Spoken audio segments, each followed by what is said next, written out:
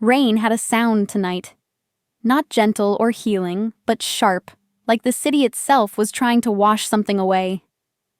I gripped the paper bag tighter as I crossed the street, my jacket soaked through, the cheap takeout logo already smudged. I told myself I didn't care that my shoes were ruined, that I was 23, broke, and one bad shift away from losing the apartment. I told myself a lot of things lately. The restaurant lights behind me flickered once, then went dark. Great. Power outage number 4 this week. I turned up my hood and kept walking, the storm pushing me toward the one neighborhood I'd promised myself I'd never deliver to again. Raven Heights. Where the streets went quiet for reasons you didn't ask about. The GPS blinked. Final stop, Vale Estate. Everyone in Southbrook knew that name. Whispers said it wasn't a house so much as a fortress. White stone walls, black iron gates, guards who didn't smile. Nobody ordered food from there. Nobody went near it unless they were called. But the order had come in under a different name. Mr. D. Marino. I stared at the screen, feeling a prickle at the back of my neck. That name had appeared once before, 6 months ago, in an online story about a man the police never managed to arrest. They called him the Ghost of the Vale, and I was standing outside his gates holding a plastic bag of mushroom risotto. Lightning flashed, lighting up the ironwork. Beyond the gate, I caught a glimpse of the mansion's windows, tall, golden, glowing faintly against the storm. I pressed the call button on the gatepost. Delivery for Mr. Marino? My voice sounded small. Nothing, just static. Then a low hum. The gates clicked open on their own. I swallowed hard. Great, horror movie rules. Walk straight into the creepy mansion. But I walked anyway, because Rent doesn't care about gut instincts. The path wound through a garden that smelled of wet cedar and something metallic. Statues lined the way, angels with broken wings, the kind of place you'd swear watched you when you weren't looking. When I reached the front door, I hesitated. The knocker was shaped like a wolf's head. Heavy, cold. I raised it once and let it fall. The sound echoed deep inside. For a heartbeat, nothing happened. Then the door opened. He was taller than I expected. The kind of tall that made space shift around him. Black suit, open collar, no tie. His hair was damp, pushed back carelessly. His eyes, God, his eyes were the color of stormwater. That strange gray blue that could look warm or lethal depending on the light. And right now, they looked both. I froze. He studied me, silent, the way someone studies a threat, or a memory. The air between us tightened. "You're late," he said, voice low enough to feel in my chest. "Traffic," I managed. "And, the apocalypse outside." One corner of his mouth lifted. "Fair." He reached for the bag, but instead of taking it, his hand brushed mine. Not by accident. His skin was warm despite the cold. For a second, neither of us moved. Rain dripped from my hood, the only sound between us. Then he said quietly, "You shouldn't be here." Something in the way he said it, like a warning and a confession tangled together, made my pulse spike. "I'm just delivering food." "No," he said. "You're delivering yourself into something you don't understand." He turned his head slightly, as if listening to something beyond the door. And when his eyes met mine again, they weren't just gray. They were lit from within, like embers catching light. I blinked, thinking it was a trick of the lightning. But when thunder rolled, his pupils narrowed. Not human, not entirely. The sound of footsteps echoed behind him. He moved fast, stepping forward, one arm sweeping around me. The world tilted as he pulled me inside and slammed the door shut. Outside, through the rain, came a burst of gunfire. The gunfire outside didn't stop. It moved. Fast.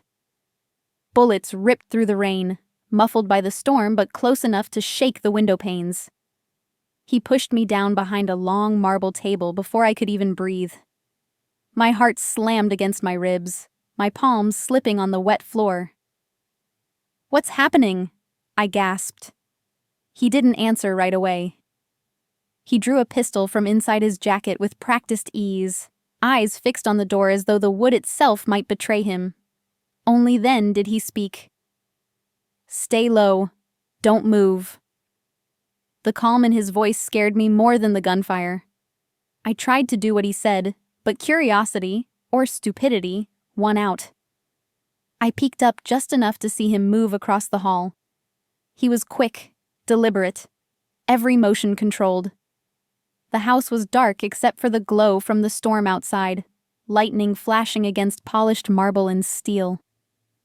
Each strike of light carved him into sharp lines, his jaw, his shoulders, the long shadow stretching behind him. There was no fear in him, only calculation. And beneath it, something else, something that didn't belong to a normal man. When the shooting stopped, the silence was worse. You could feel it, like the air itself had gone still to listen. He turned his head toward the door again. "They're gone." "Who?" His eyes met mine, and for a moment, he looked almost surprised I was still there. "People who should have known better than to come here." He slid the gun back beneath his jacket and walked toward me, each step echoing in the cavernous hall. I realized then how soaked I still was, hair plastered to my face, rain dripping onto the marble. When he reached me, he stopped, crouched down, and looked me in the eye. "Are you hurt?" His voice had softened, but it carried that same quiet command, like he wasn't used to asking questions, just giving orders. I shook my head. No, just terrified. Something flickered across his face. Guilt? Pity? It vanished as quickly as it came. "Good. You shouldn't have been on that road tonight." I swallowed. "I had a job." "You should quit." He stood again, pacing toward the window. Outside, blue lights flickered far down the hill. No police sirens, just black cars with tinted windows gliding like shadows. He muttered something in Italian under his breath. The words sounded like a curse and a prayer tangled together. "They'll be back," he said finally. "I need to move you somewhere safe." I blinked. "Move me? You don't even know me." He turned, and the look he gave me froze the protest on my lips. "They saw you. That makes you mine to protect." Mine. The word should have made me angry. Instead, it landed somewhere between fear and something I didn't want to name. He walked toward the grand staircase, motioning for me to follow. Every instinct screamed, "Don't." But the storm outside, the dead road, and the gunfire had erased my sense of choice. I followed. The hallway upstairs was lined with portraits, men who looked like him in older suits, darker eras. There was a presence in this house that felt ancient, restless. He stopped at a door, unlocked it, and stepped aside for me to enter. It wasn't a guest room. It looked like a library. 100 candles half melted on tables, the air heavy with smoke and old paper. He closed the door behind us. "You'll stay here until I say otherwise." I crossed my arms. "And who exactly are you to decide that?" He looked at me like the question was a test. Then he said it, quiet but absolute. Dante Vale. The name hit like thunder. Everyone in the city knew it. Head of the Vale Syndicate. The man who'd inherited a kingdom built on loyalty and fear. The man whispered about in police briefings and late-night news reports. And I was alone in his house. I sank onto the nearest chair, trying to process it. You're the reason people disappear around here." He didn't deny it. "I'm the reason worse people don't." He walked to a decanter on the shelf, poured himself something dark, and set a glass in front of me. "Drink." "You're shaking." I didn't take it. "You could be trying to drug me." That earned me the faintest hint of a smile. If I wanted to hurt you, I wouldn't waste good whiskey.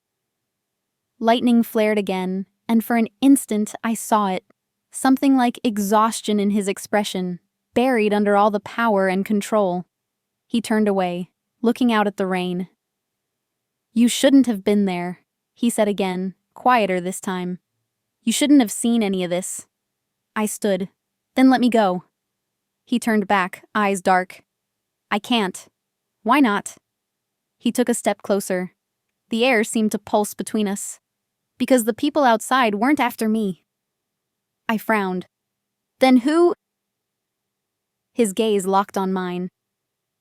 They were after you. The words hung in the air, heavy as the thunder that rolled outside. They were after you. For a second, I couldn't breathe. That doesn't make sense, I said. I don't even know who they are. Dante didn't answer right away. He just poured another glass of whiskey, his movements too controlled to be casual. The storm outside was fading, but the tension in the room thickened. Finally, he looked up. Tell me your name. You already know it, I said, voice unsteady. Lena Carter. I wrote it on the delivery slip.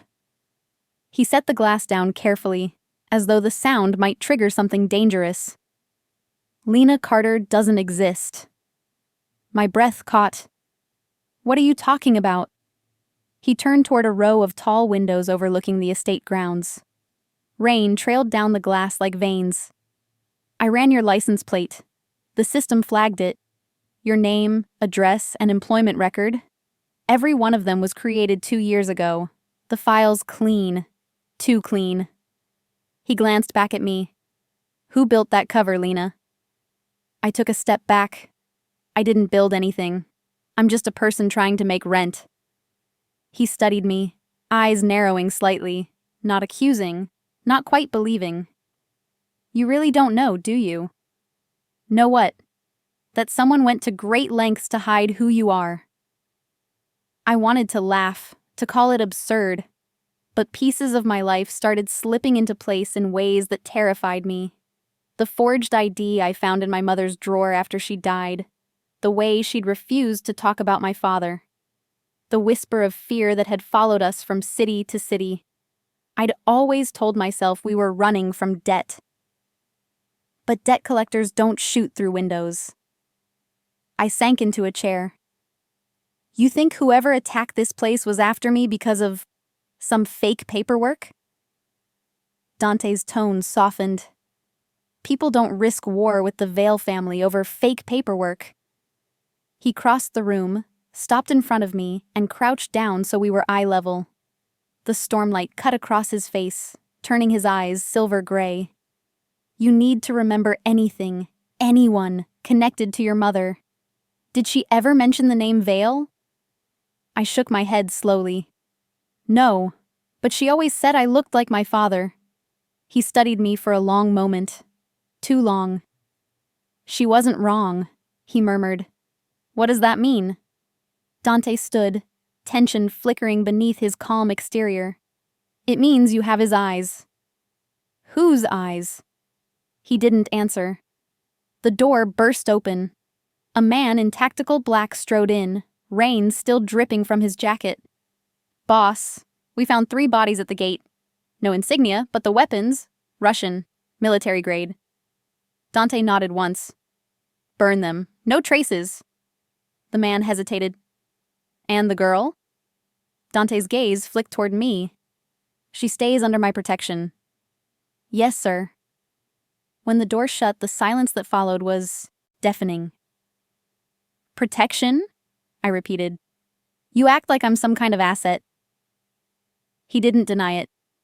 Maybe you are. I stood, anger cutting through the fear. You don't get to talk to me like I'm a chess piece. He turned, sharp and cold again. You walked into my war, Lena. You don't get to pretend you're not on the board. The force of his voice silenced me. But then something in his expression cracked. Barely. Like the first fracture in glass. He looked away. If they know who you are, you're already dead. The way he said it didn't sound like a threat. It sounded like regret. "Then tell me," I said. "Who do they think I am?" He ran a hand through his hair, pacing near the window. Lightning threw his reflection across the glass. Tall, composed, but haunted. 2 years ago, a family disappeared from Milan. The Carvers. High-ranking accountants for the Vitale Syndicate, one of my family's oldest rivals. They were laundering money through offshore accounts. When the Vitals found out, they wiped them out. He turned. All except for one daughter who vanished without a trace. I felt the blood drain from my face. "You think that's me?" He nodded once. "I think whoever hid you knew what was coming, and wanted to bury your name before the fire reached you." For a long time I didn't speak. The rain slowed outside, fading to a whisper. "I don't remember Milan," I said quietly. "I don't remember any of that." "Trauma does that," he said. "Or protection. Sometimes both." He stepped closer again, and when I looked up, there was no danger in his eyes this time.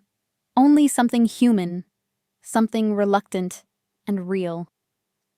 "Whoever you were, Lena, you were never meant to end up here. But you did. Which means fate isn't done with either of us yet."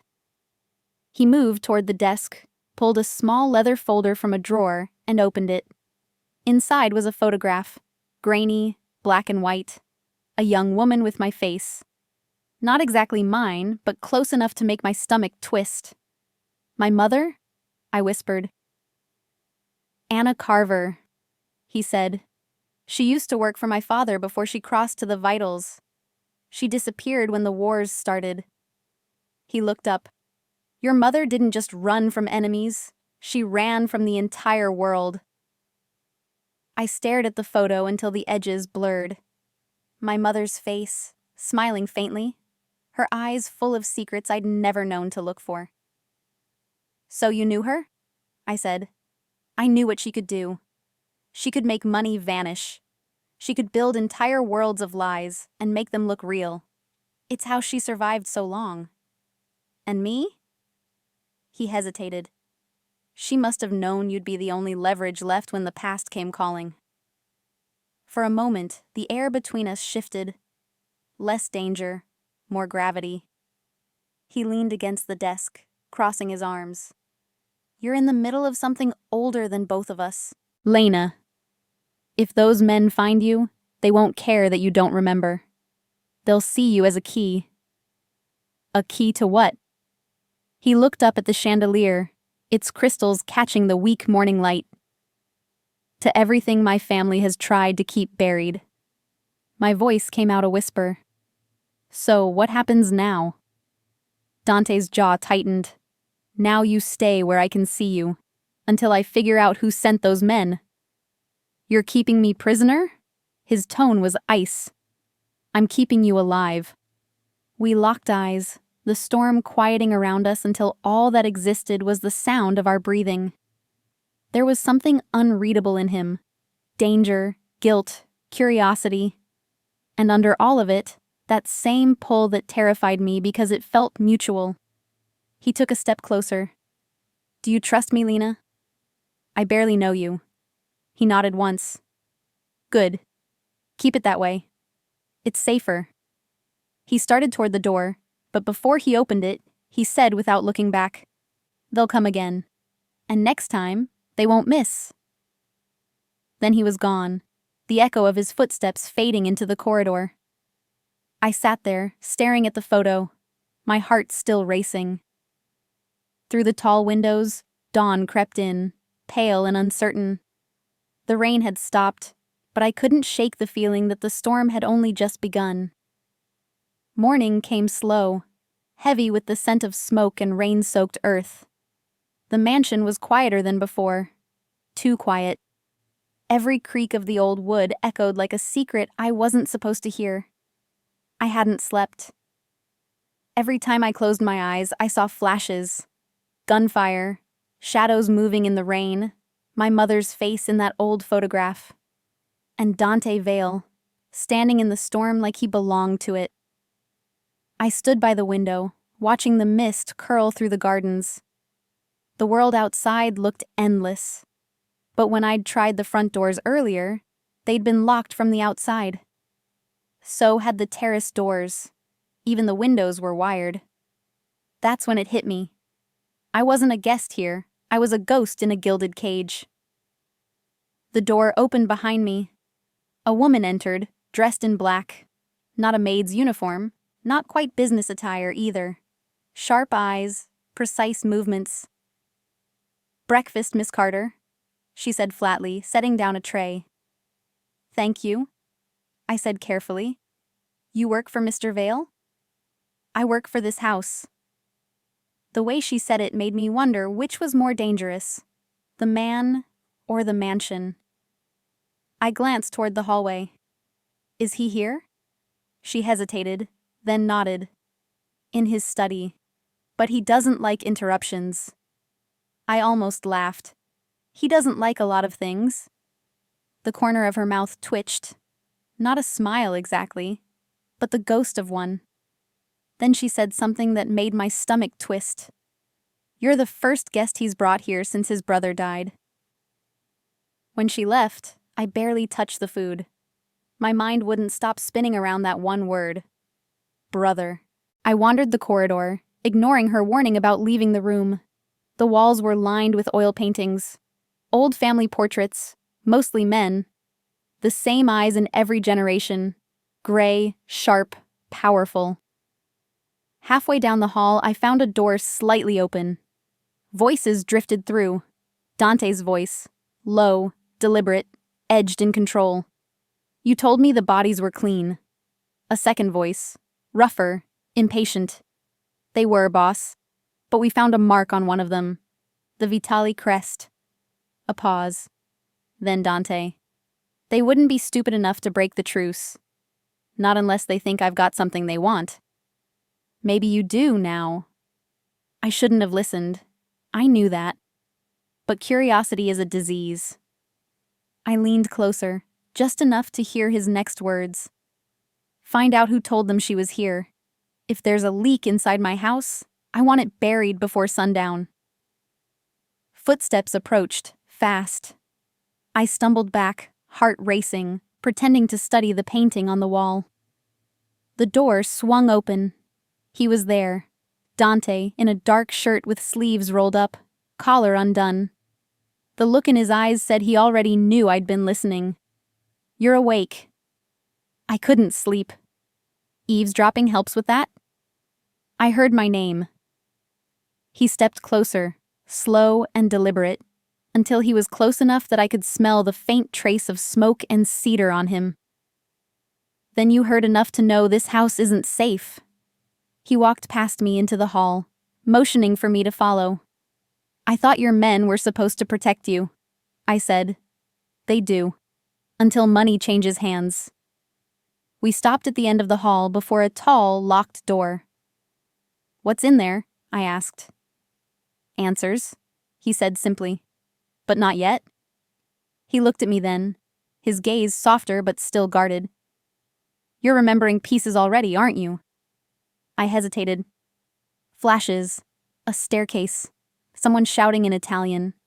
My mother's voice saying, "Run." "Don't ignore them when they come," he said quietly. "Memory doesn't always return gently." We reached the main hall. The damage from last night was already cleaned. The shattered glass, the bullet holes, all gone like it had never happened. Only the faint smell of gunpowder remained. "How long have you lived like this?" I asked. He stopped at the bottom of the stairs. "Long enough to forget what peace sounds like." There was a stillness in him then. Not cold, but hollow. Like a man who'd buried too many parts of himself just to keep breathing. "Your brother?" I said before I could stop myself. The maid said, "Don't." The single word carried so much pain I didn't dare push. Hours passed. I tried to read, to sleep, to do anything that made sense. But every creak in the hallway made me jump. By late afternoon, The storm had cleared. Sunlight broke through, painting gold across the stone floors. For a moment, it almost looked peaceful. That's when I heard it, faint voices coming from the garden. I slipped to the window. 2 men were standing by the gate, talking quietly. I couldn't make out their faces, but one of them was holding a phone to his ear. Then, a single phrase carried on the wind. "Tell Isadora Vale we found the girl." My pulse spiked. Isadora, the same surname as Dante. I bolted from the room, running through the hall until I found him in the study. He was leaning over a table covered in maps and files. "Someone outside just said they're calling Isadora Vale." He froze. Slowly he looked up. The color drained from his face. Not fear, but fury. "You're sure?" "I heard it, clear as anything." He was already moving, barking orders into a headset, switching between English and Italian. The calm precision vanished, replaced by cold, focused violence. "Lock the perimeter. Nobody leaves the grounds. If Isadora sent them, she's breaking blood." He slammed the phone down and turned to me. "You need to stay away from the windows." "Who is she?" His jaw tightened. "My aunt, the one who raised me after my father died, and the one who's been trying to steal everything he left me since the funeral." He started pacing, running a hand through his hair. "She's ruthless, smarter than most of the men who follow her. And if she knows about you—" He didn't finish the sentence. "Why would she care about me?" "Because you're proof she's not the rightful heir. My father had an affair with your mother. Anna Carver wasn't just anyone, Lena. She was his accountant, the only person who knew where he hid the family's offshore accounts. If Isadora ever found that proof, she'd lose her claim." The world tilted. "You're saying we're—" He met my eyes. "Half-siblings? No, not by blood, but by legacy." Something inside me twisted. Fear, confusion, disbelief.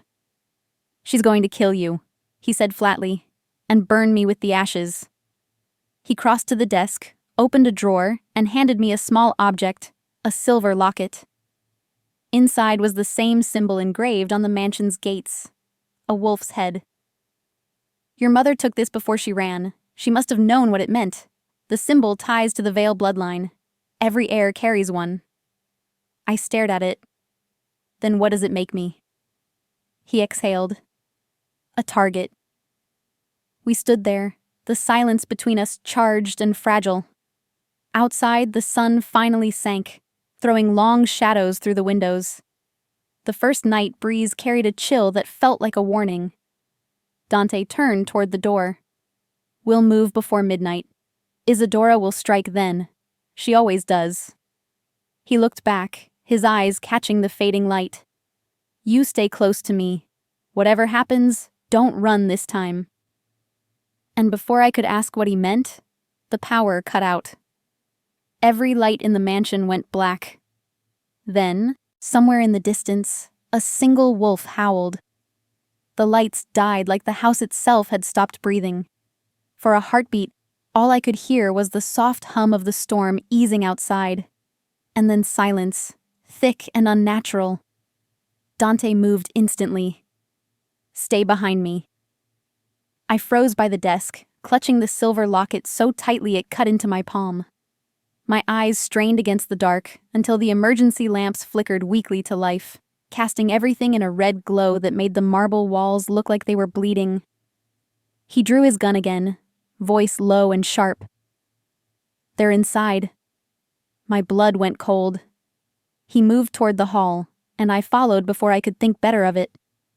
Every step felt too loud, every shadow too deep. The mansion that had seemed like a prison now felt like a labyrinth designed to swallow sound. We reached the grand staircase. Men in black moved through the dim light. Dante's guards, weapons drawn, silent hand signals flashing between them. Dante barked an order in Italian. 2 peeled off toward the east wing. Another stayed to guard me. The red glow caught Dante's face. calm, unreadable, almost inhumanly composed. He wasn't scared. He was calculating. "They'll come through the west terrace," he murmured. "Isadora's men always go for the weakest point first." "How do you know that?" I whispered. His mouth curved slightly. "Because she taught me to." We slipped into the corridor that led to the terrace. The sound of the rain had faded, replaced by something worse. The faint creak of boots on stone, and the metallic click of a gun being loaded. Dante motioned for me to stay back. He pressed his palm to a panel beside the wall. A soft mechanical hiss sounded, and part of the bookshelf slid open, revealing a narrow passage. "Go," he ordered. "What about you?" "I'll draw them away." "No." My voice cracked. "You said not to run this time." He paused. For a second, I thought he might argue. Then, with a grim sort of acceptance, he said, "Then stay close. And if I fall, you keep running until someone kills you or the sun rises. Whichever comes first." He pushed the door open before I could answer. The terrace was half collapsed from the storm. Shards of glass and marble littered the floor. The night air was cold, heavy with rain and smoke. 3 figures stood beyond the arches, all armed. The one in front, tall, broad-shouldered, wearing a long coat, stepped forward. Lightning flashed behind him, illuminating a scar that ran from his jaw to his collarbone. "Vale," he said, voice like gravel. "She wants the girl. Then she can come get her herself." Dante's tone was deadly calm. He raised his gun. No hesitation, no mercy. The man smirked. "Still protecting bastards that don't belong to you, huh?" The words struck something in Dante. I saw it. The way his shoulders tensed, the flicker of grief he tried to bury. "Last warning," he said. "Turn around and walk away." But they didn't. Gunfire erupted. The first shot missed me by inches, shattering a marble column. Dante pulled me down, returning fire in sharp, precise bursts. The air filled with the smell of gunpowder and rain. I crawled toward the nearest stone pillar, my ears ringing. I saw one of the intruders drop, another stagger back. But there were more coming. Dark shapes spilling into the garden from the trees. "Dante!" I screamed. He fired until the gun clicked empty, then grabbed me by the arm, dragging me back toward the corridor. "Move!" We ran, the sound of bullets chasing us through the hall. One grazed my shoulder, a hot, searing pain that sent a cry ripping from my throat. Dante turned instantly, fury flashing across his face. He fired a shot into the darkness, then pulled me against him, his voice rough but steady. "You're hit?" "It's nothing," I lied. "You don't lie well." He ripped the edge of his shirt, pressing it to my arm. His hands trembled slightly, not with fear, but something deeper. "If they touch you again, I'll burn this city." We reached the library, the one with the candles and the scent of old books. He slammed the doors shut behind us and bolted them. The flickering candlelight painted his face in shades of gold and shadow. Sweat beaded on his neck. "Sit," he ordered. I did, the adrenaline catching up with me in waves. My breath shook. He knelt in front of me, carefully unwrapping the makeshift bandage. His touch was gentler than I expected. His fingers brushed my skin, slow, deliberate, almost reverent. "You shouldn't have followed me. You told me not to run." His gaze lifted to mine, something raw there, unguarded. "I don't know whether to thank you or curse you for listening." For a long moment, neither of us spoke. The silence pulsed with things unspoken. Fear, adrenaline, the ghost of something tender trying to break through. "Why are they really after me?" I asked finally. "It can't just be about money," he exhaled. "It's not." He stood, pacing near the window. "The Vales were never just a crime family. We were guardians of something older. something most people stopped believing in centuries ago. I frowned. Guardians of what? He hesitated, then turned to face me. The candlelight caught the faint silver scar that ran along his collarbone. One I hadn't noticed before. Of the mark you carry. He nodded toward the locket in my hand. I opened it again. Inside, the wolf's head gleamed faintly, like it was alive. My father called it lupo di sangue, Dante said quietly. The blood wolf. Every generation, one heir carries the mark, a bond that ties us to power and protection. But when my father broke the bloodline law and gave it to your mother, he fractured everything. My throat went dry. Are you saying this? That locket isn't just metal. It's a seal, a blood promise. It recognizes who carries the true Vale lineage. He stepped closer, his voice dropping lower. That's why they want you, Lena. Not because of who you are, but because of what's buried in your blood. The words hung between us like smoke. Outside, the gunfire had stopped. Either his men had won, or the others were waiting for dawn. He turned toward the door, shoulders tense. They'll come again. Harder. We don't have much time. Then what do we do? He looked at me. Really looked at me. And something inside him broke open. We run. Together. Before I could respond, the intercom crackled to life. A woman's voice, smooth as silk, filled the room. Running won't help you, nephew. My blood went cold. Isadora, Dante muttered. You've been busy. Her voice purred through the speaker. Hiding the girl. Breaking your vows. Do you even know what she is? He slammed his fist against the wall. Don't touch her. Oh, I won't, she said sweetly. But she's the key, Dante. And keys don't belong to locks. They belong to whoever turns them. The line went dead. Silence. Then Dante turned to me, eyes darker than I'd ever seen. She's inside the mansion. My pulse thundered. How? He pulled me toward the hidden passage behind the bookshelf again. No questions. We move. Now. As we slipped into the narrow tunnel, I caught one last glimpse of the library behind us. The candles flickering violently, as if the air itself trembled. And there, in the wavering light, a shadow moved. A woman's silhouette, watching from the doorway. She smiled. And then the entire library exploded. Heat. Sound. Darkness splitting open. The explosion threw us down the hidden staircase before I could even scream. My ears rang, the world shuddering in a blur of fire and dust. Dante's arm locked around my waist, pulling me against his chest as debris fell behind us. When the air finally cleared enough to breathe, the library above was gone. Only orange light flickered through the cracks, and the distant sound of collapsing wood echoed like thunder. He turned to me, voice ragged but steady. You hurt? I shook my head, coughing. No. You?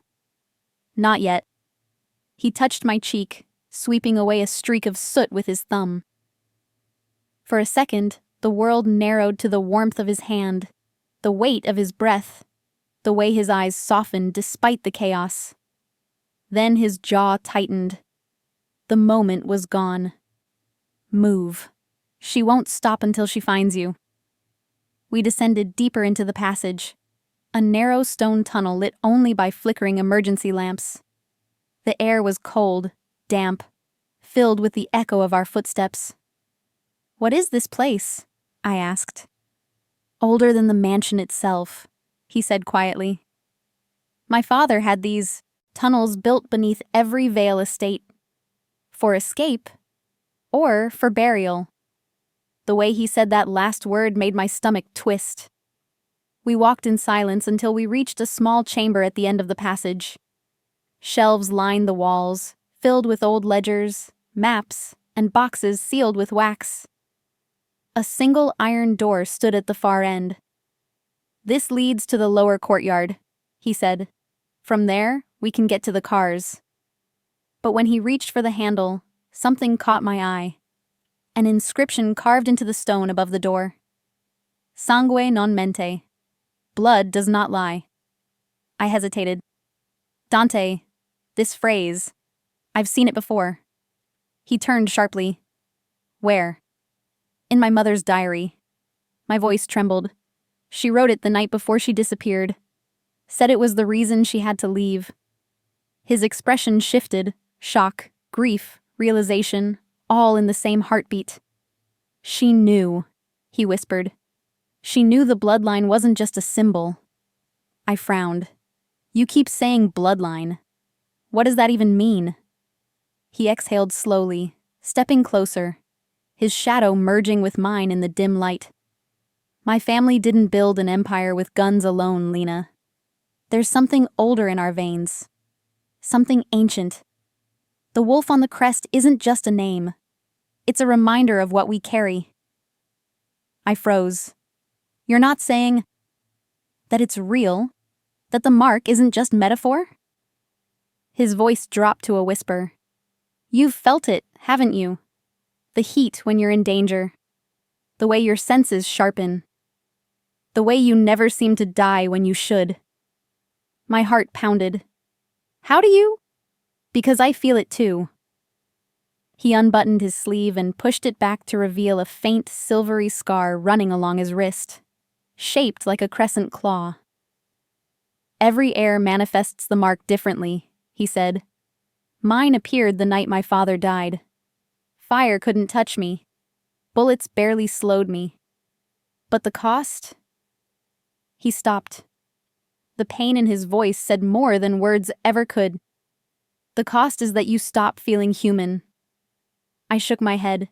That's impossible. He stepped closer until our faces were inches apart, his breath warm against my skin. Then explain why you survived the crash. My breath caught. What crash? The one that killed your mother? The room tilted. She died in a fire. They said... They lied. He opened one of the ledgers on the shelf. Inside were old photographs. Burned, brittle, but still clear enough to see. My mother. Standing beside a man I now recognized. Dante's father. Between them, a little girl with my eyes. You were supposed to die that night, he said softly. Isadora made sure the car went off the bridge. But the mark saved you. You were too young to remember. Tears blurred my vision. Why didn't anyone tell me? Because the moment the world knew who you were, they'd hunt. You. Just like they're hunting you now. The truth settled heavy in my chest, cold and electric all at once. My mother hadn't abandoned me. She'd died protecting me. A low rumble shook the tunnel. Dust rained from the ceiling. Dante cursed. They're collapsing the exits. We need to go. Now.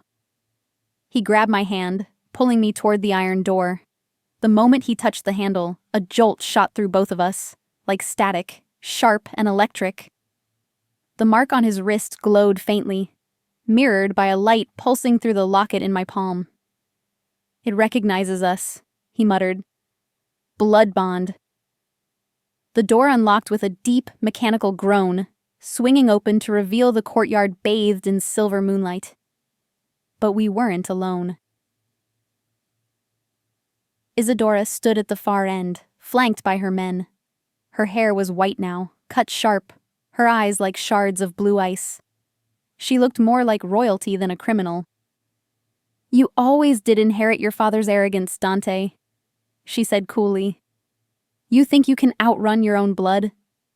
He stepped in front of me, gun raised. You should have stayed dead in the past where you belong. She smiled. You still don't understand. You and the girl aren't enemies.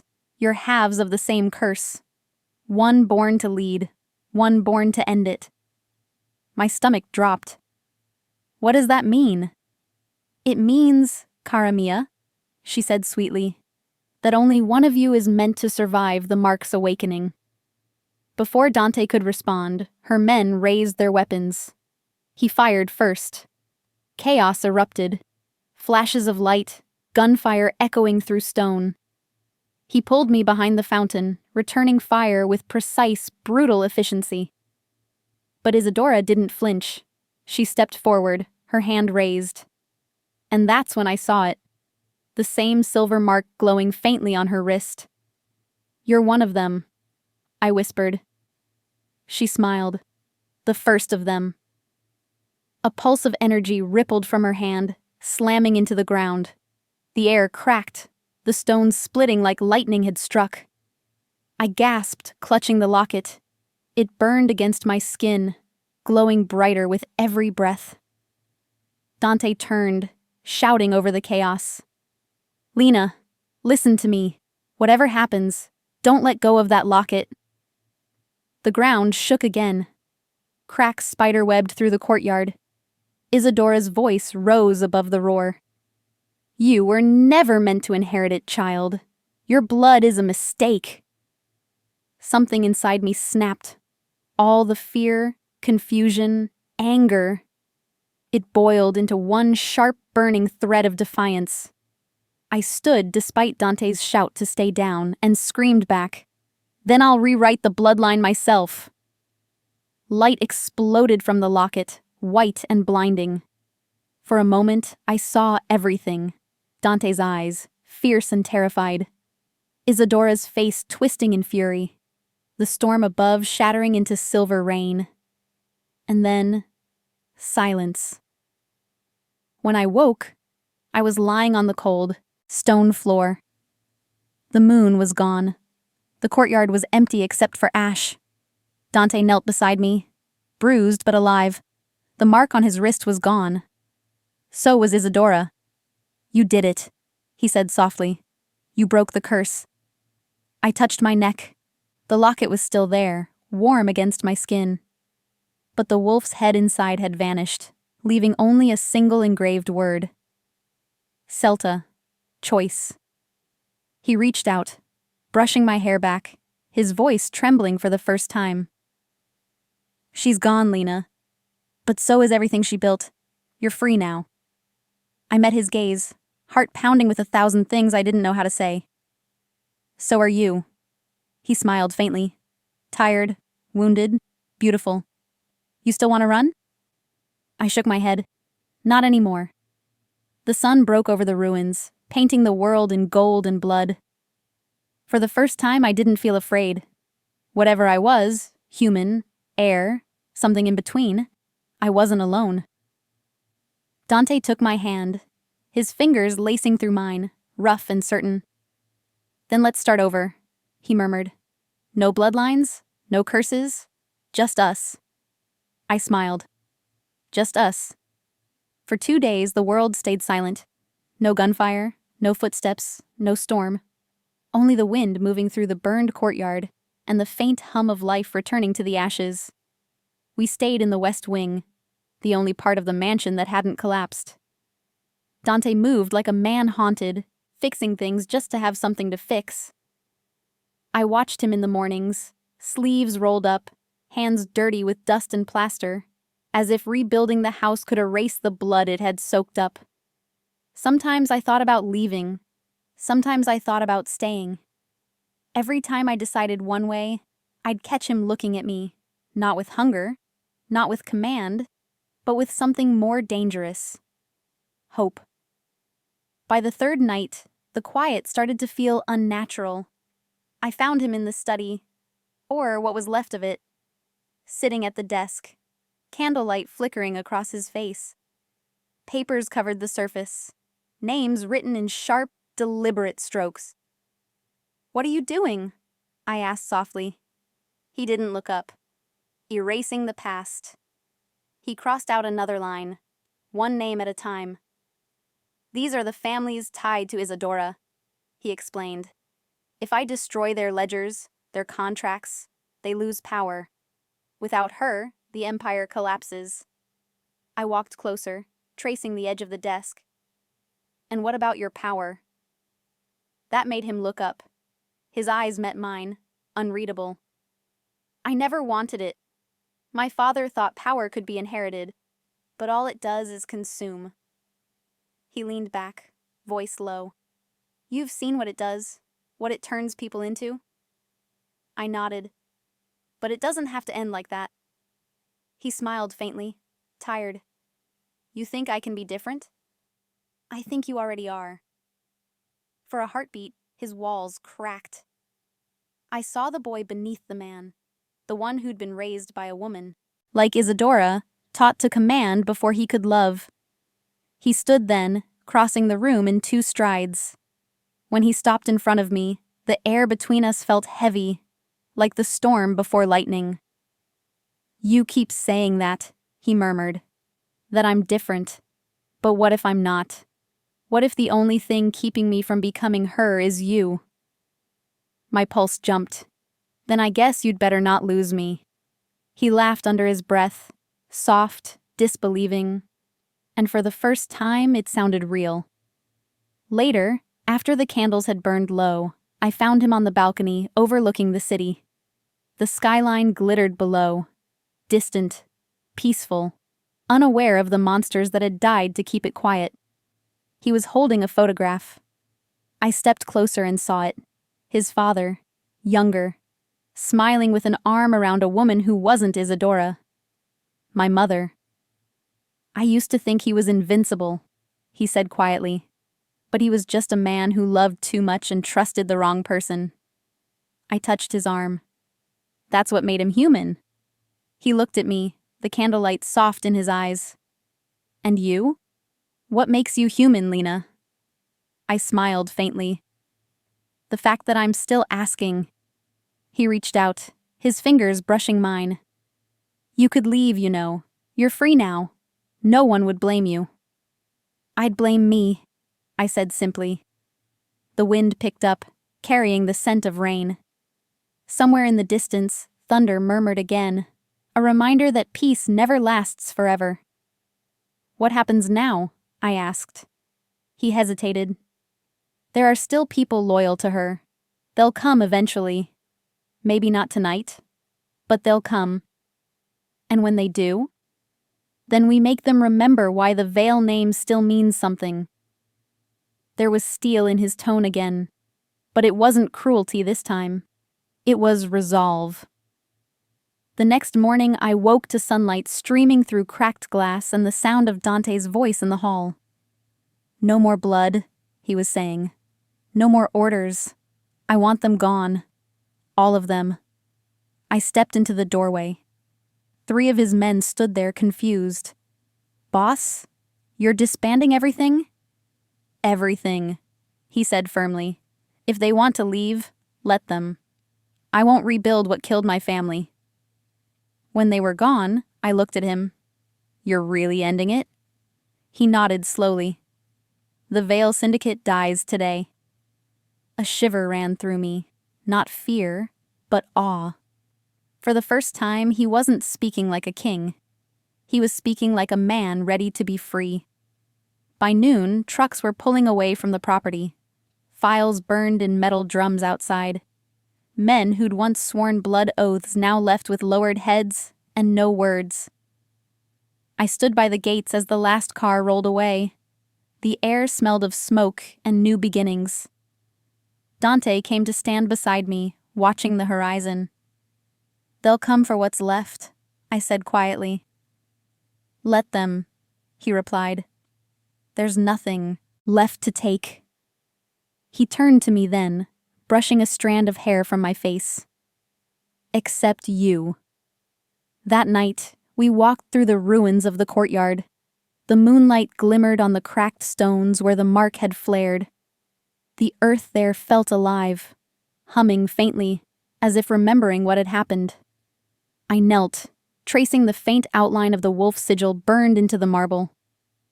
Do you think it's over? I whispered. He crouched beside me. No. Curses like this never really end.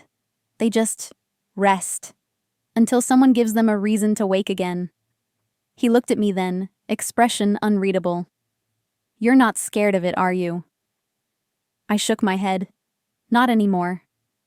He studied me for a long moment, then leaned closer, voice barely above a whisper. I was wrong about you. About what? I thought you were my father's mistake. He brushed his thumb along my jaw, eyes dark and tender. You're his redemption. When he kissed me, it wasn't like the tension of before. It was slow, certain, inevitable. The kind of kiss that felt like a vow, like the world itself had gone quiet to listen. The air between us shimmered faintly, the last echo of the mark glowing against our joined hands before fading into nothing. When we finally pulled apart, I whispered, "So what happens to the wolves now?" He smiled faintly. They rest. The next morning, the first snow of winter fell. Soft, quiet, cleansing. We stood by the window, watching it cover the ruins. The city below was waking, unaware that a dynasty had just ended. "Do you ever think about what comes next?" I asked. "Every day." He turned to me, his hand finding mine. "Maybe I'll learn what peace feels like. Maybe you'll teach me." I smiled. "Maybe we'll teach each other." As the sun rose, I looked back at the courtyard one last time. The ashes were gone. The wolf mark had vanished beneath the snow. For the first time, it didn't feel like a graveyard. It felt like a promise. For a while, I let myself believe in peace. The mansions slept. The men were gone. The city breathed again without the weight of the Vale name pressing down on it. Dante and I built small routines. Morning coffee by the window, quiet laughter in the kitchen, nights where silence wasn't heavy anymore. I started sketching again. He started learning how to cook without burning everything in sight. It was ordinary, almost painfully so, and that terrified me. Because in his world, ordinary never lasted. It started with a letter, no return address, just my name, written in neat, looping script. I found it tucked beneath the front gate the morning after the snow melted. "You can't kill a legacy, Lena. You can only delay it. The house always calls its wolves home." There was no signature, only a mark at the bottom. A wolf, sketched in black ink, bleeding into a single red line. When I showed it to Dante, he went, still. "Where did you find this?" "On the gate." His jaw tightened. "Someone knew where to leave it. That symbol." He trailed off, eyes darkening. "That's the mark of the northern families. Isadora had ties with them before she died. You think they're coming here?" He met my gaze. "No, they're already here." That night, the mansion didn't feel safe anymore. I woke to the faint hum of an engine outside, then silence. When I slipped out of bed, Dante was already gone. I found him in the security room, screens flickering. Footage played of men in dark coats moving at the edge of the property, shadows that shouldn't have been there. "They're watching us," he said, waiting for a sign of weakness. "What do they want?" He turned toward me, eyes hard. "What they always want. Control. You ended a curse, Lena, but you inherited its ghosts. To them, that makes you a weapon." Hours passed in tense quiet. The air felt electric again, the kind of stillness before a storm. At dawn, we stood by the window, watching the fog creep over the grounds. "We can leave," I said softly. "Start over somewhere new. No names, no history." He shook his head. "You don't walk away from blood. It follows." He looked at me, voice low. "You could still go." I stepped closer. "You're not getting rid of me that easily." Something flickered in his eyes. Pride, fear, love, all tangled together. "Then we do this together." By nightfall, we'd armed the perimeter.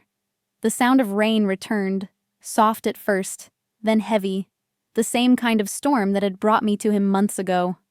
Lightning flashed, and I saw them. Figures moving through the fog, slow and deliberate. Dante raised his weapon, but his voice stayed calm. "Inside, Lena." "Not a chance." His eyes snapped to me. "You don't understand." "I understand enough.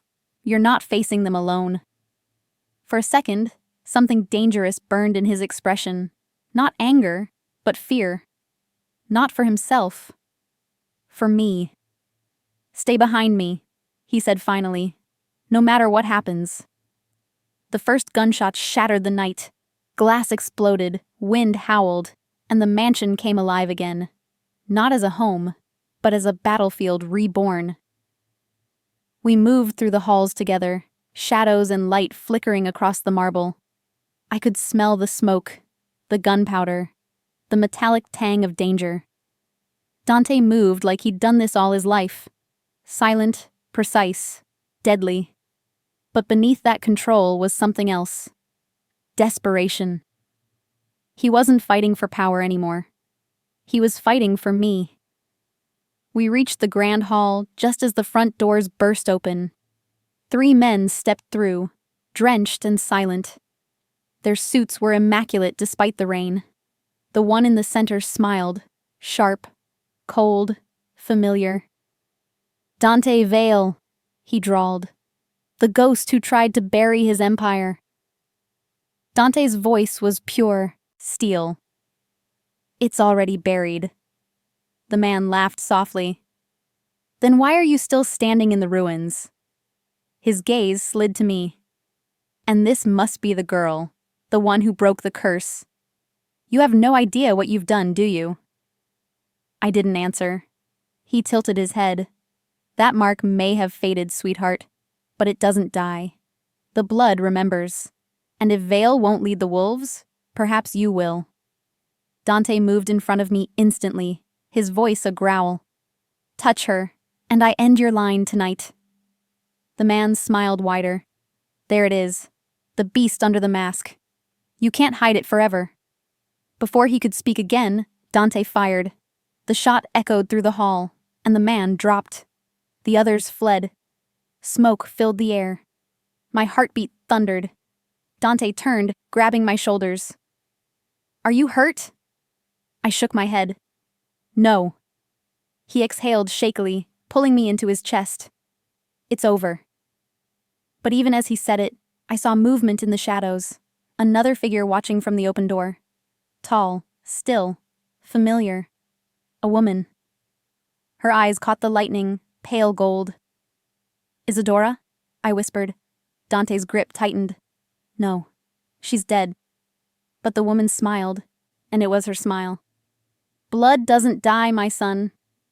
Then the lightning flashed again, and she was gone. The silence that followed was unbearable. Rain pounded against the floor through shattered glass. Smoke curled toward the ceiling. Dante sank to one knee, head bowed. I knelt beside him, touching his face. His pulse was racing. "Tell me what you saw," I whispered. "A ghost," he said hoarsely. "Or worse." I met his eyes.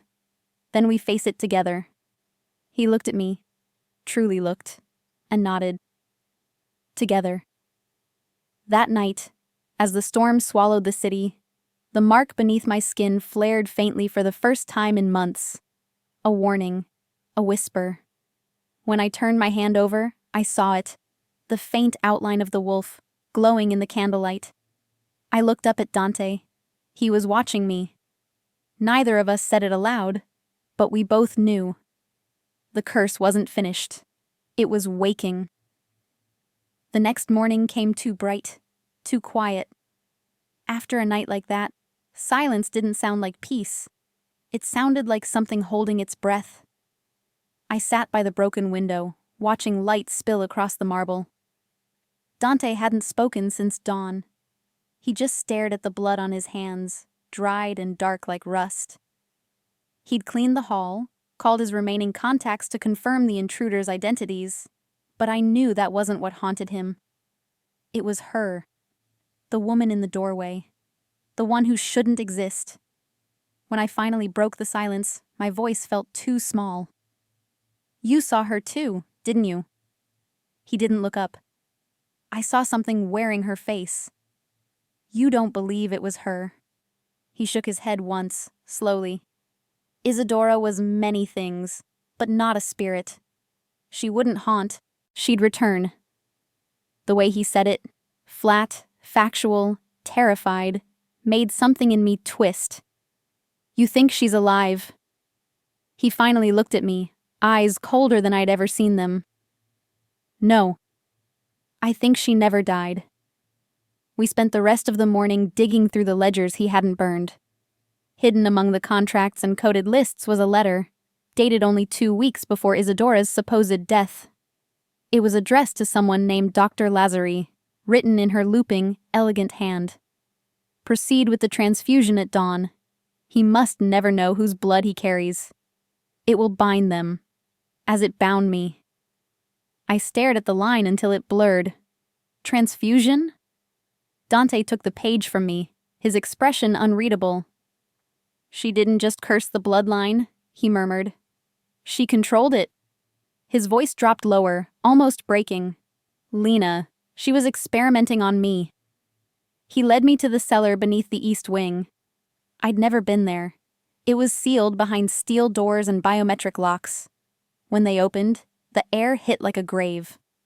Cold. Metallic. Still. Inside, the walls were lined with medical equipment. Empty vials, files, a surgical table that had seen too much. I found the notebooks first, her handwriting filling page after page. The mark responds to blood shared under stress. Pain accelerates the connection. If love forms, it stabilizes. If hatred, it consumes. My breath caught. She was controlling emotions through blood. Dante stood motionless beside me. She wanted to make loyalty chemical. I turned to him. You're saying? I'm saying the curse wasn't just spiritual. It was biological. The words hung heavy in the cold air. We spent hours reading, piecing fragments together. Isadora hadn't died in the explosion that destroyed her lab years ago. She'd faked it, replacing her remains with a double, then disappearing into the network of the northern families. And she'd taken part of Dante's DNA with her. She made a copy, I whispered. A genetic twin. A way to rebuild herself. Dante's eyes went distant. She never wanted to live forever. She wanted to own forever. He slammed the notebook shut, his breath shaking. She's not just coming back for power, Lena. She's coming back for me. That night, sleep wouldn't come. Every sound in the house made me flinch. Dante stood by the fireplace, shirtless, the scar across his ribs catching the light, the one Isadora had given him years ago, a lesson in obedience. He caught me looking. Does it still hurt? I asked. Only when I remember. He moved closer, his voice softer now. You shouldn't be here for this. I'm not leaving. You should. And let her win again? I shook my head. No. Whatever she wants, she's not getting it. Not you, not me, not this. For a long moment we just stared at each other, tension thick enough to breathe in. Then, slowly, his hand found mine. Then we go to her first. At dawn, we drove north, past the city, into the hills where the trees grew dense and the roads narrowed to silence. The address from her letters led us to an abandoned monastery on the edge of the cliffs. The walls were half collapsed, the doors chained. But there was light inside. We stepped through the gate, weapons drawn, boots crunching on gravel. The sound of chanting echoed faintly, low, rhythmic, wrong. When we reached the courtyard, the air turned cold enough to see our breath. And there she was, standing at the center of a circle carved into the stone. Isadora Vale. Alive. Unaged. Perfect. Her hair shimmered silver under the moonlight, her gown black as oil.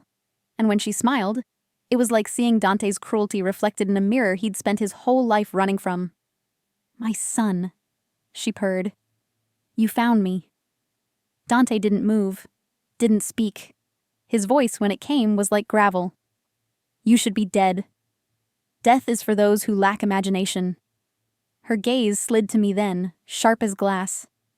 And you must be the girl who thought love could save him. I forced myself not to flinch. It did. Her laughter echoed against the stone. How quaint. Then she lifted her hand, and I saw it. A faint scar glowing along her wrist, identical to the one on mine. You think you ended the curse, she said softly.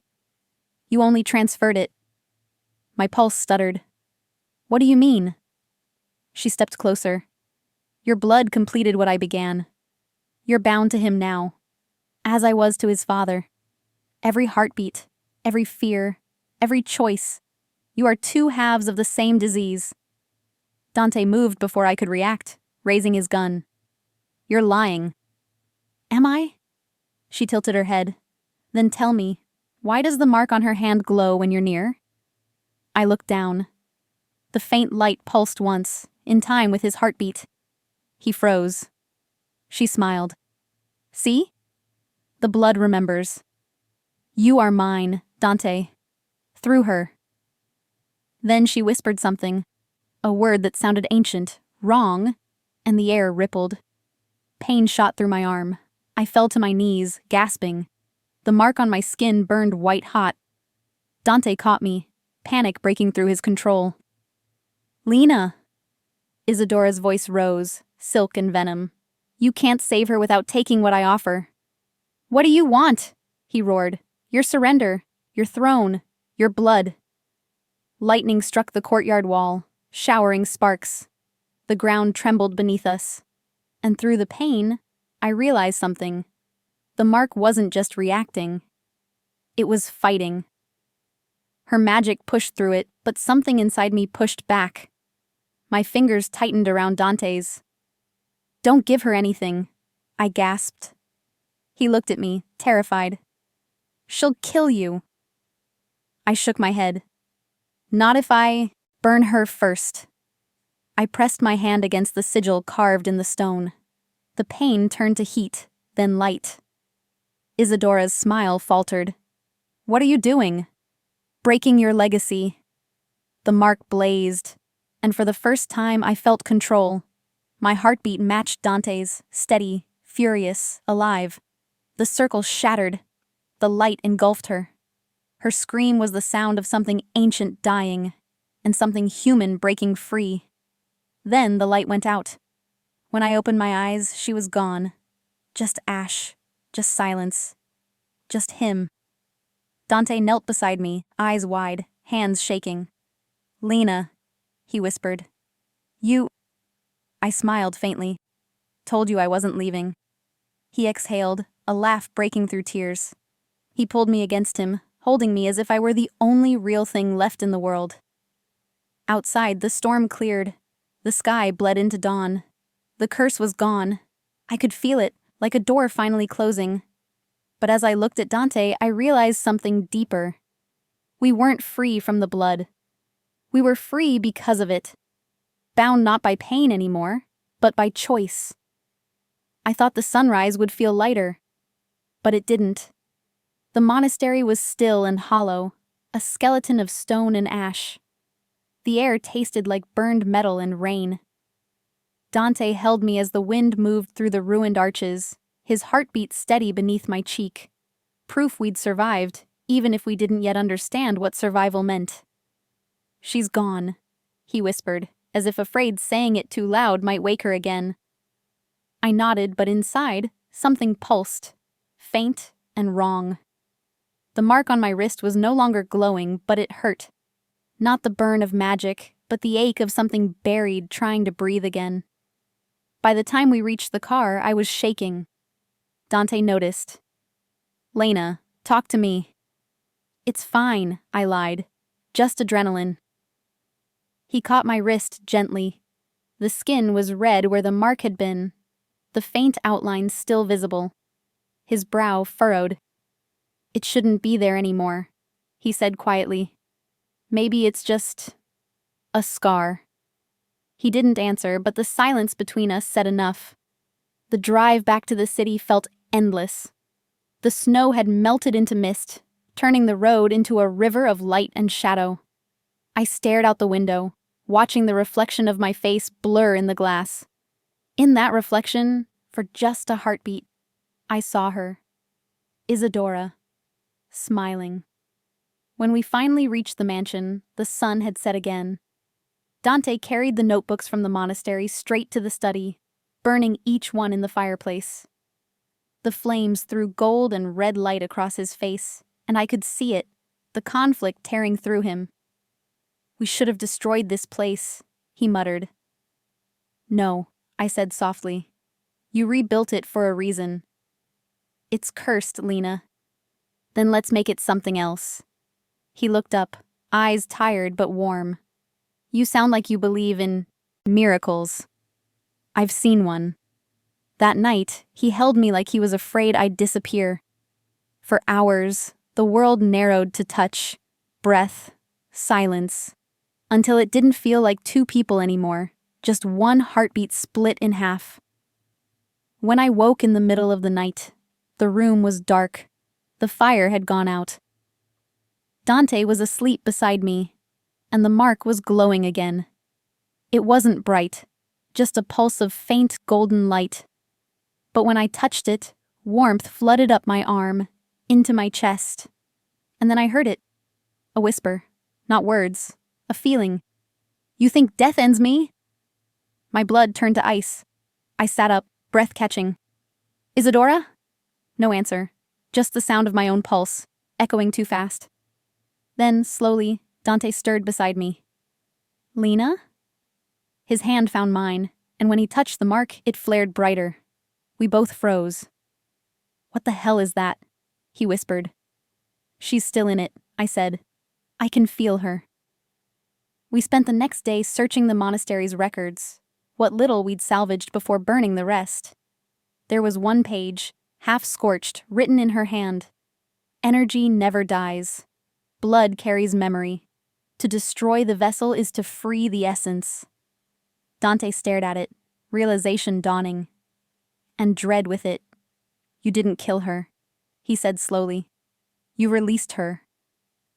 The words landed like a stone in my chest. "Then where is she?" He looked at me, silent for too long. "In you." For the next few days, everything changed. The lights in the house flickered when I walked by. The mirrors sometimes didn't show me. They showed flashes of something older. At night, I'd wake to whispers. Sometimes in Italian, sometimes in a language I didn't know. And sometimes when Dante looked at me, I saw fear. Not of me, but for me. He'd touch my cheek gently, grounding me back to him. "Don't let her in," he'd whisper. "I'm trying." "Then hold on to me." So I did. Every night, every breath. Because loving him was the only thing that felt real anymore. But the more I resisted her, the more she pushed. The final break came on the fourth night. We were in the courtyard, the snow melted to dark soil. The same place where the mark had first burned months ago. The wind picked up, sharp and cold. My vision blurred. Then her voice came again, louder this time, filling my head. "You think love can break what I built? Foolish child, you are me now." The world tilted. I fell to my knees. The mark seared, light flooding through my skin. Dante caught me, shouting my name, but his voice sounded far away. I saw her, standing in front of me again, ghost and flame. "Get out of her," Dante roared. She smiled. She invited me. "No," I gasped, but it was too late. The light exploded outward. When the world came back into focus, I wasn't in the courtyard anymore. I was in the ballroom. Alone. The mirrors were whole again, the walls pristine. Except, it wasn't my reflection staring back. It was Isadora's face, in my body. "Beautiful," her voice whispered, my voice, her tone. "Youth again, freedom again." I stumbled back, gripping my head. "Get out. I made you, Lena. My blood runs through you. You can't erase me." "Watch me." The glass around us trembled, cracks snaking through the mirrors. And then I heard him. Dante's voice, distant but fierce. "Lena, fight her. You're stronger than her." Something in me ignited. The mark burned again, but this time it wasn't pain. It was will. "You don't own me," I whispered. The air shimmered. Her reflection snarled. "You are nothing without me." "Then I'll be nothing." I slammed my hand against the glass. It shattered, and light consumed everything. When I woke, I was on the floor, Dante beside me, cradling me like he'd never let go. His face was wet. Tears. Blood. Maybe both. "Lena?" he whispered. I blinked. The mark was gone. Completely gone. "Is she gone?" he said softly. "You did it." But his voice trembled, as if saying it made it less believable. I reached up, cupping his face. "We did it." He smiled. Small. Broken. Real. "I almost lost you." "You never could." Then, for the first time since the curse began, the house felt quiet. Not haunted. Not waiting. Just still. Later that night, I walked through the ruins of the courtyard again. The moonlight was soft, the air cold and clean. Dante joined me, slipping his hand into mine. "So what happens now?" I asked. "Now," he said, "we live." He paused, then added almost shyly, "Maybe we try to find out what peace really feels like." I smiled. "With you, I think I already know." He kissed my forehead, whispering against my skin. "Then let's never forget what it cost to earn it." As the night deepened, I looked up at the sky, and for the first time in forever, there was no shadow. Just stars, and silence, and the faint rhythm of two hearts still beating in sync. Peace was louder than I ever imagined. It wasn't the silence of emptiness. It was the silence that follows a long scream. A trembling stillness, the kind that leaves echoes under your skin. 3 days had passed since the courtyard, since I'd felt Isadora's voice burn away like smoke. The mansion no longer creaked at night. The mirrors had stopped showing ghosts. Even the city below seemed slower, softer. But I wasn't the same. Neither was Dante. He hadn't gone back to his office in the city. His men called, texted, begged for orders, but he ignored them all. The empire that once revolved around his command was running without him now. And for the first time, he didn't seem to care. "Let it burn," he said one morning as we stood by the window, coffee untouched in his hand. "You built that empire," I reminded him softly. "It built me. There's a difference." He said it like he was tasting the words for the first time, testing what they meant outside of violence. The wound on his shoulder had healed, but the scar would stay. Mine too, though invisible, lived under the skin like a memory. At night, I still woke from dreams. Flashes of fire, whispers, the sound of glass breaking. But now, when I opened my eyes, Dante was always there. He didn't speak, didn't ask. He'd just reach for me, his touch grounding, steady. And slowly, I began to believe that maybe peace wasn't a lie. One evening, I found him outside in the garden. The snow had melted into small pools, and the scent of wet earth mixed with the smoke of his cigar. He was sitting on the stone ledge, shirt sleeves rolled up, gaze lost on the city lights below. "You look like you're thinking," I said, walking toward him. He smirked faintly.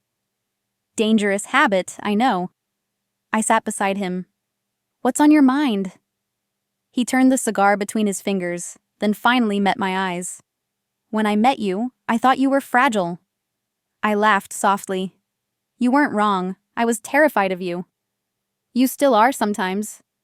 "Maybe." He nodded, the corner of his mouth lifting. "Good, you should be. I've done terrible things." "And yet," I said, taking his hand, "you're the man who stood in fire for me." His jaw tightened. He didn't speak, but his thumb brushed over my knuckles, a silent confession in touch. After a while, he said quietly, "You ever wonder what we'd be if none of this happened? If I wasn't who I am?" "No." He blinked. "No?" Because I don't think I'd have seen who you really are otherwise. He frowned, confused. You think the violence shows who I am? No, I said. The way you fought against it does. He looked away, breath unsteady, and whispered almost to himself, You make it sound like redemption's possible. It is. You just have to stop punishing yourself long enough to see it. That night, we made love without fear for the first time. No curses, no blood, no shadows creeping in through the windows. Just us. Skin, warmth, the slow rhythm of breath and forgiveness. The walls didn't groan. The lights didn't flicker. When it was over, he rested his forehead against mine and whispered, You should know something, Lena. I don't dream of power anymore.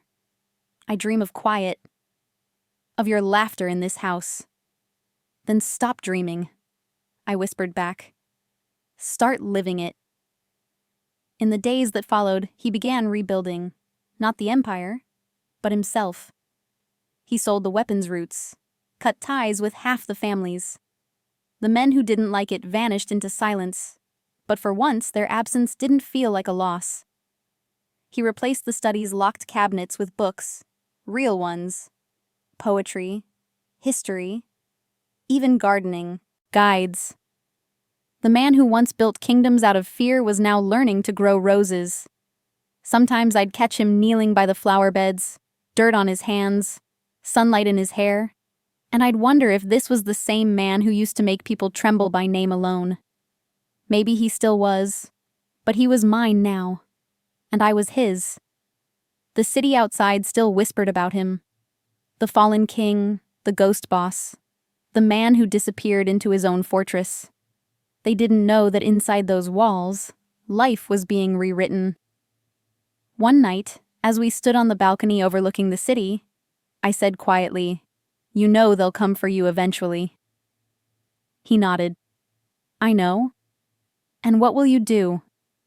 He looked at me, then smiled, slow, dangerous, and heartbreakingly gentle. Protect what's mine. And if that's not enough? He turned to face me fully.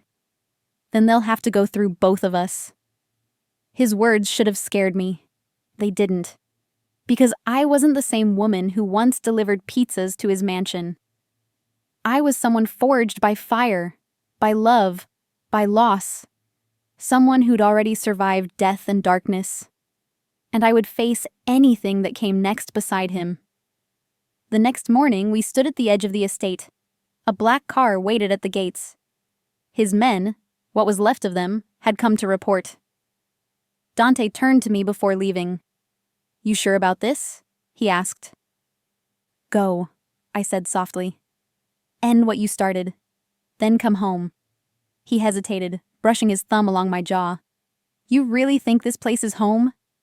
It is, I said, because you're in it. He kissed me once, slow, final, like a promise carved in time, then walked to the car. As it pulled away, I watched the taillights fade into the horizon and whispered to the wind, Come back to me. That night, I sat by the fireplace, the same one where we'd burned the last of Isadora's words.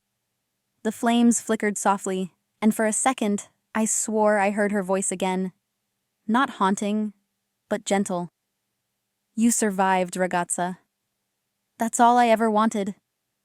I closed my eyes, tears stinging. Maybe she wasn't gone completely. Maybe the bloodline of darkness carried more than curses. Maybe it carried strength. And maybe, in some twisted way, she'd always wanted me to find it. The clock struck midnight. The sound of a car engine outside broke the silence. I stood, heart pounding. And when the door opened, there he was. Dante. Alive. Whole. His suit was torn, blood on his collar, but his eyes, those dark, burning eyes, were steady. He crossed the room in 3 strides and kissed me before I could breathe. When he pulled back, his voice was rough, almost breaking. It's done. They're gone. All of them? All who needed to be. He exhaled, forehead against mine. It's over, Lena. I smiled through the tears I didn't realize were falling. Then let's start over. He cupped my face, voice low, raw, certain. No more blood, no more ghosts. Just us. Just us, I echoed. And for the first time since that night in the rain, I believed him. The city never slept. But tonight, it felt like it was holding its breath. From the balcony of the mansion, the skyline looked softer somehow, as if time itself had slowed to let us rest. The winter air carried the scent of rain and gasoline. Somewhere far below, traffic murmured like an endless lullaby. Dante stood beside me, hands resting on the iron railing. His shirt sleeves were rolled up, a faint scar peeking from beneath the fabric, a reminder of every war he'd fought to keep me alive. It's strange, he said quietly. All my life I chased control, power, fear. But peace? I never knew what to do with it. You're doing fine, I murmured, leaning against him.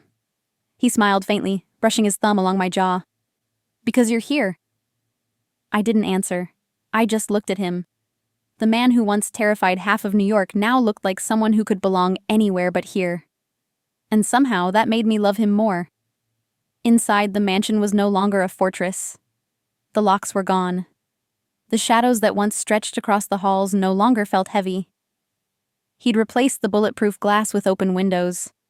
Sometimes the wind whistled through them, soft and haunting, as if the house itself was learning how to breathe again. He was learning too. I watched him one morning kneel by the flower beds, sleeves rolled, dirt on his hands. The tattoos that once marked him like armor now caught the sunlight, soft instead of threatening. They'll never recognize you, I teased, stepping beside him. That's the point, he said. Let them keep the ghost. I'm done living like one. Even after everything, the gunfire, the betrayal, the curse, it was the quiet that scared me most. It made me realize how much noise I'd grown used to, the chaos, the tension, the unspoken dread of what came next.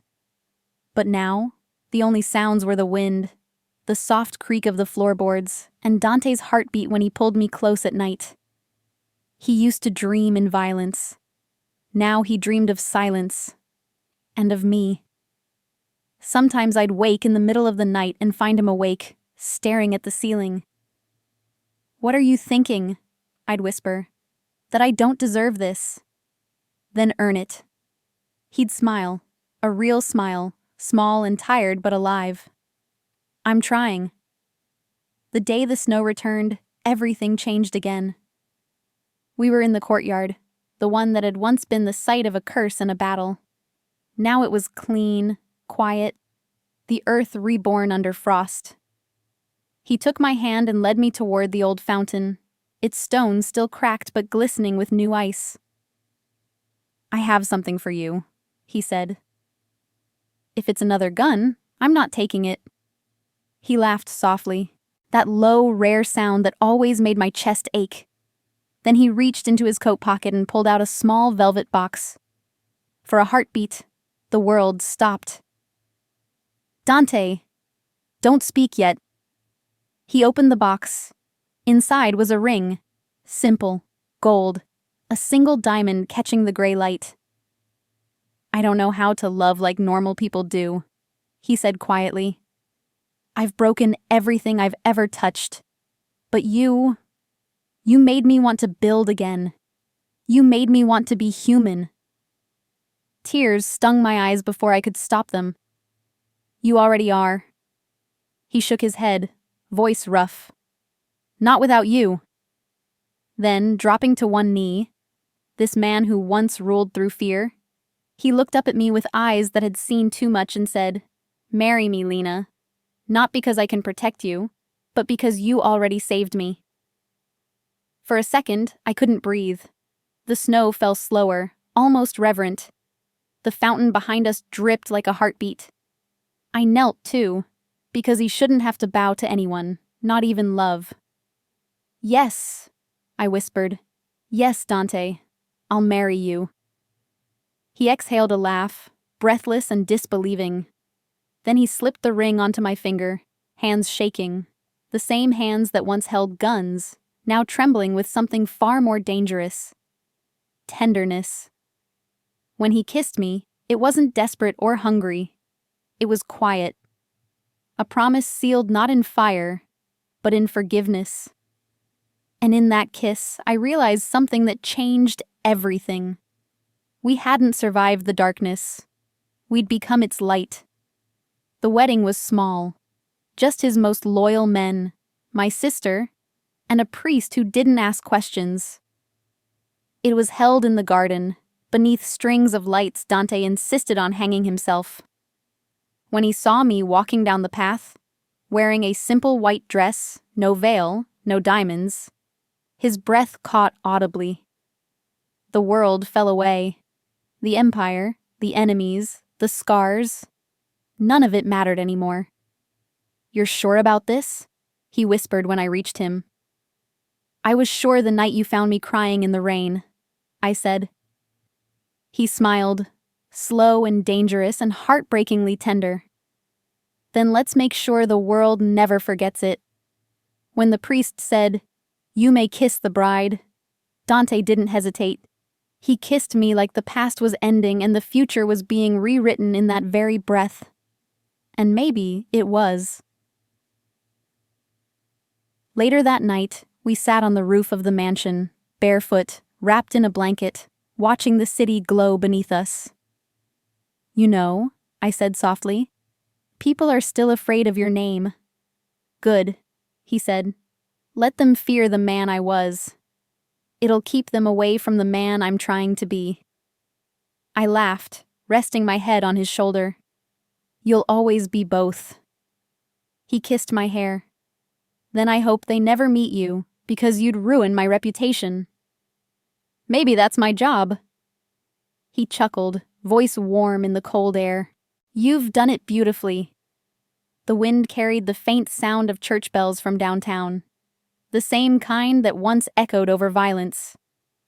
Now, it sounded like peace. We sat in silence for a long time, the stars reflecting in his eyes, the city moving below us like a sleeping beast finally tamed. When he spoke again, his voice was soft, thoughtful. "You ever think about what comes next?" "Tomorrow?" I asked. He nodded. "Then we wake up," I said. "We breathe, we live, one day at a time." He smiled. "You make it sound simple." "It is." I took his hand. "After everything we've survived, simplicity's the most dangerous thing left." We watched the horizon until the first hint of dawn crept in, and as the sun rose over the skyline, casting gold light over the mansion that had once been a tomb, I realized that we weren't just survivors. We were proof that even in the darkest world, love could still choose to bloom. Dante turned to me, brushed his fingers over the ring, and said quietly, "You changed everything." "So did you," I whispered. "You just didn't realize it." He kissed me again, slower this time, as the light spilled across the balcony.